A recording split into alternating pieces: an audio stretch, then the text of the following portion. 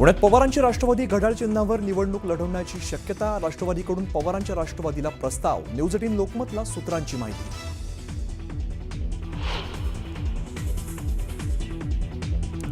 जयंत पाटलांनी घेतली ठाकरेंची भेट.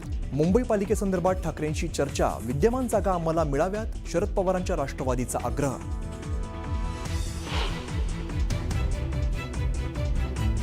भाजप शिवसेना जागावाटपाची उद्या घोषणा होण्याची शक्यता. मुख्यमंत्री फडणवीस आणि उपमुख्यमंत्री शिंदेंच्या उपस्थितीत घोषणा होणार, सूत्रांची माहिती.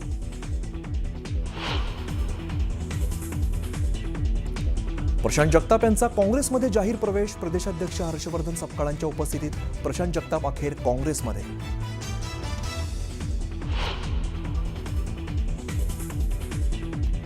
एकनाथ शिंदेंचा राज ठाकरेंना मोठा धक्का. प्रकाश महाजनांचा शिंदेंच्या उपस्थितीत शिवसेनेत प्रवेश.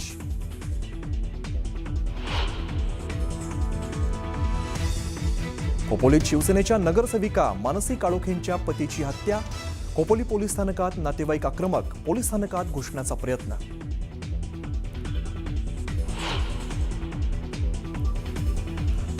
आणि जळगावच्या मोराड गावात जन्मदात्या बापाने केली 3 दिवसाच्या मुलीची हत्या. चौथी मुलगी झाल्यामुळे बापाने मुलीच्या डोक्यात लाकडी पाट घातला. आरोपीला अटक.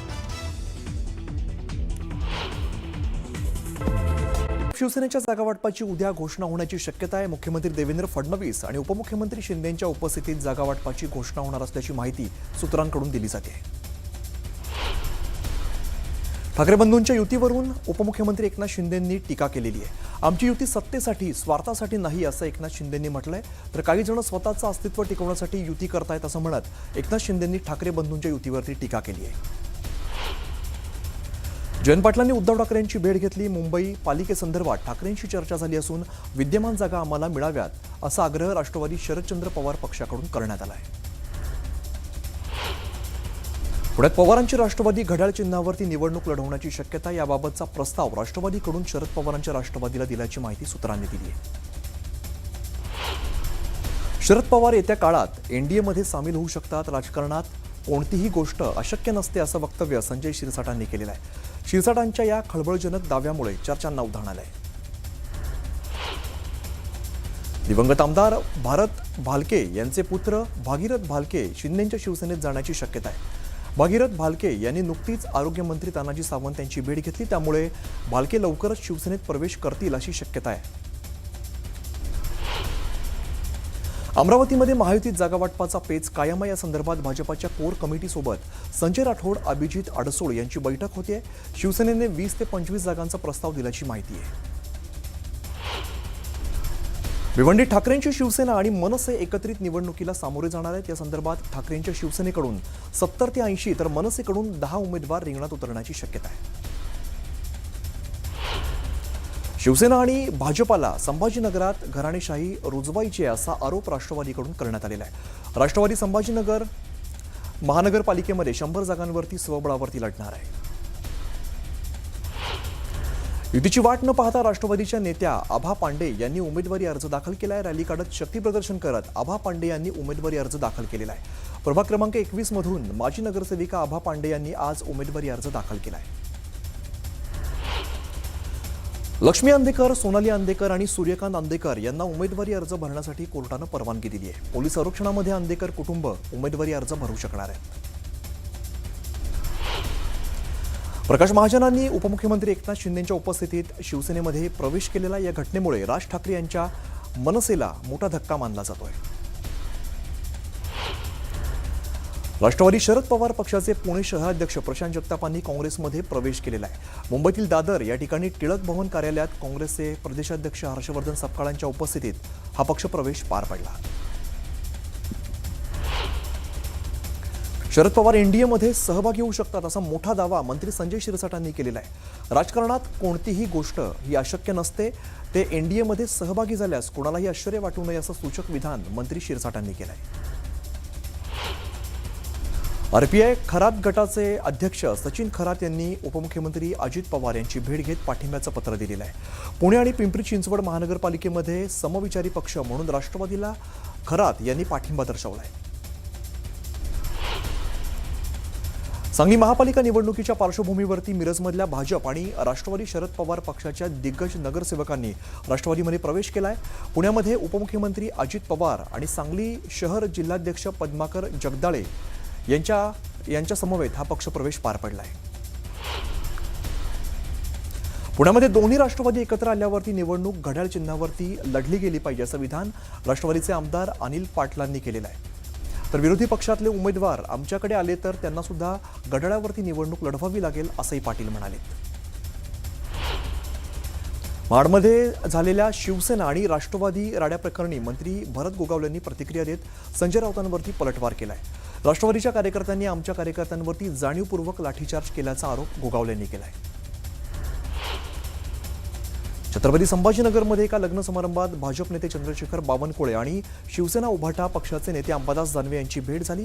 दोन्ही नेत्यांमध्ये केवळ चर्चा झाली। ही चर्चा राजकीय नसल्याचं दोन्ही नेत्यांनी सांगितलंय।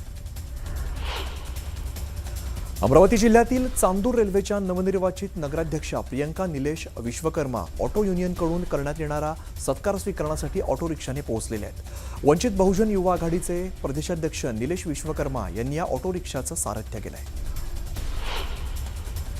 नंदुरबारच्या शहाजा शहरातील नगराध्यक्ष पदभार स्वीकारतानाच ॲक्शन मोडमध्ये आलेले आहेत। शहरातील कचऱ्याचा प्रश्न तातडीने मार्गी लावण्याचे आदेश नगराध्यक्षांनी अधिकाऱ्यांना दिलेत। त्यासोबतच तयार खताचं तातडीने वितरण करण्याचे निर्देश सुद्धा दिलेत। चंद्रपूरमध्ये मोफत वाळू वाटप योजनेची अंमलबजावणी झाली। सुधीर मुनगंटीवार यांच्या उपस्थितीत घरकुल लाभार्थ्यांमध्ये वाळू वाटप सुरू करण्यात आले।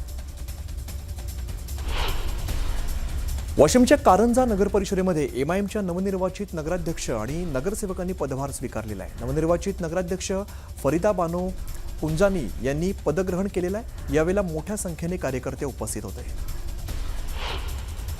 वर्ध्याच्या आर्वीमध्ये नगर परिषद निवडणुकीत पराभूत झालेल्या भाजपाच्या महिला पदाधिकाऱ्यांनी दादाराव केचे यांना भर रस्त्यामध्ये अडवत जाब विचारलेला आहे। या विरोधात व्यापारी प्रतिष्ठानने बंद पुकारत निषेध नोंदवला आहे। नाशिकच्या त्र्यंबकेश्वर मंदिरात व्हीआयपी दर्शन सेवा बंद करण्यात आलेली आहे। 2 जानेवारीपर्यंत व्हीआयपी दर्शन व्यवस्था बंद असणार आहे। सलग सुट्ट्यांमुळे भाविकांची गर्दी लक्षात घेता व्हीआयपी दर्शन बंद करण्यात आलं आहे। संतोष देशमुख हत्या प्रकरणातील आरोपी विष्णू चाटेचा जामीन न्यायालयाने फेटाळलाय। विष्णू चाटेला जामीन दिल्यास साक्षीदारांवरती दबाव आणि पुराव्यांशी छेडछाड होऊ शकते असं निरीक्षण न्यायालयानं नोंदवलंय। मंगळवेढ्याच्या दामाजी कारखान्यावरती शेतकऱ्यांनी आंदोलन केलेलं आहे। उसाला 3500 रुपये प्रति क्विंटल दर मिळावा या मागणीसाठी शेतकरी आक्रमक झालेले आहेत। दामाजी कारखान्याने आपली पहिली उचल अद्याप जाहीर केलेली नाहीये। हिंगोलीच्या कळमनुरी शहरातील दारू विक्रीच्या मुद्द्यावरून स्थानिक महिला आक्रमक झाल्यात। महिलांनी मद्य विक्रीचं दुकान तातडीने बंद करण्याची मागणी केली आहे। शिवसेनेच्या नवनिर्वाचित नगराध्यक्ष अश्लेषा चौधरींच्या नेतृत्वात हा मोर्चा काढण्यात आला आहे। चोपड्यात हिंदुत्ववादी संघटनेच्या वतीने बांगलादेशचा निषेध नोंदवण्यात आलेला आहे। बांगलादेशमधील हिंदू बांधवांना संरक्षण द्यावं अशी मागणी यावेळेला करण्यात आली। नातेवाईकांनी मुंबई पुणे जुना हायवे अडवला। शिवसेनेच्या नगरसेविका मानसी काळोखे यांचे पती मंगेश काळोखेंच्या हत्या प्रकरणी ग्रामस्थ आणि नातेवाईकांनी मुंबई पुणे हायवेवरती रास्ता रोको केलेला आहे। आरोपींना कठोर शिक्षा देण्याची मागणी यावेळेला करण्यात आली आहे। रब्बी हंगामाच्या धान पिकासाठी शिरपूर जलाशयातील पाणी सोडण्याच्या मागणीसाठी गोंदिया उपविभागीय कार्यालयावरती शेतकऱ्यांनी आंदोलन केलं। प्रशासनाकडून आश्वासन दिल्यानंतर हे आंदोलन मागे घेण्यात आलं आहे।